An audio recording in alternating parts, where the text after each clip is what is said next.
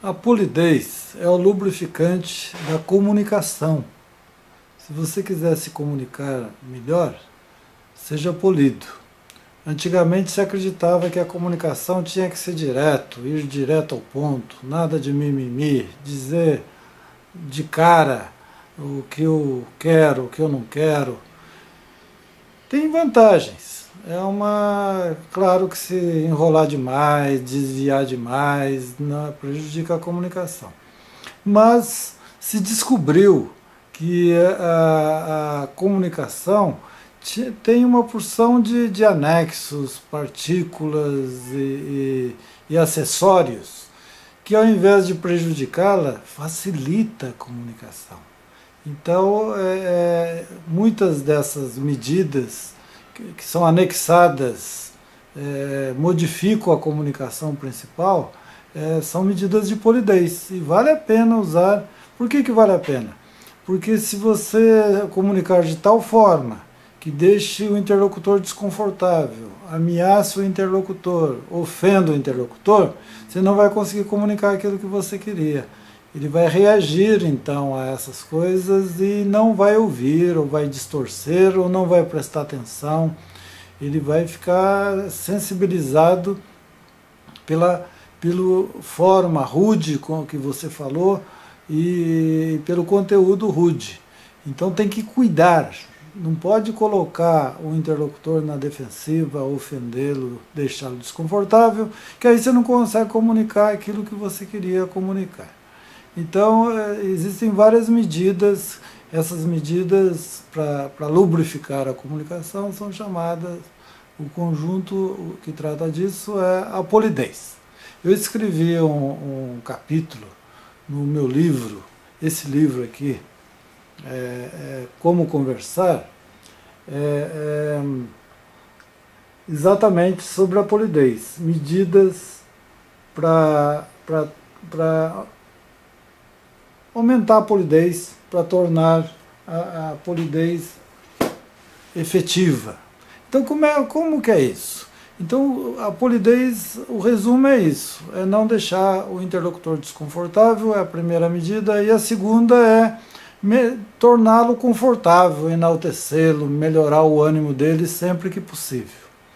E quando eu tiver que tornar o interlocutor desconfortável, não tem jeito, não posso ser só bonzinho. Aí eu uso o que se chama de amenizadores.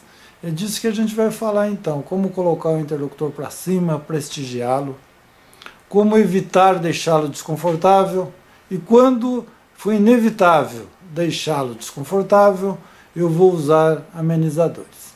Como é que eu coloco o interlocutor para cima? A maneira mais óbvia é elogiá-lo, é reconhecer os seus méritos, e sempre que possível de uma forma autêntica. Não pode ser uma coisa obviamente inventada, bajulação, ele muitas vezes percebe. Como que eu posso enaltecê-lo? Prestar atenção no que ele diz, não ficar mexendo no celular enquanto ele fala, não ficar dedicado a outra tarefa, repercutir o que ele diz. Ele fala algo, ao invés de deixar ficar um silêncio, você fala, interessante você falou, legal, puxa, isso é repercutir o que ele diz. Mostrar interesse, fala mais disso, explica um pouco melhor, e gostei disso, dê um exemplo, mostrar interesse.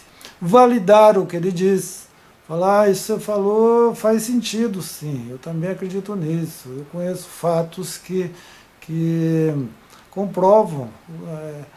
Fala assim, uma pessoa, gostei disso que você falou, muito inteligente da sua parte. Então isso prestigia, você dá importância para o seu interlocutor. Isso é muito importante, isso melhora o clima, torna um clima propício para a comunicação, aumenta o envolvimento, a pessoa se sente prestigiada, reconhecida, isso melhora muito o clima.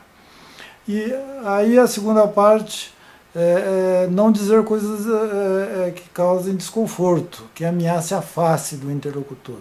Por exemplo, se eu der ordens ameaçadoras, é desagradável. Se eu falar, abra a janela, isso é uma coisa, é uma maneira rude de falar. Existem outras maneiras. Falar, por favor, poderíamos abrir a janela. Está muito quente aqui, você se importa em abrir a janela? São maneiras mais delicadas, polidas de dizer as coisas. Então, eu tenho que evitar dar ordem. E não é só o que eu digo, é o como eu digo.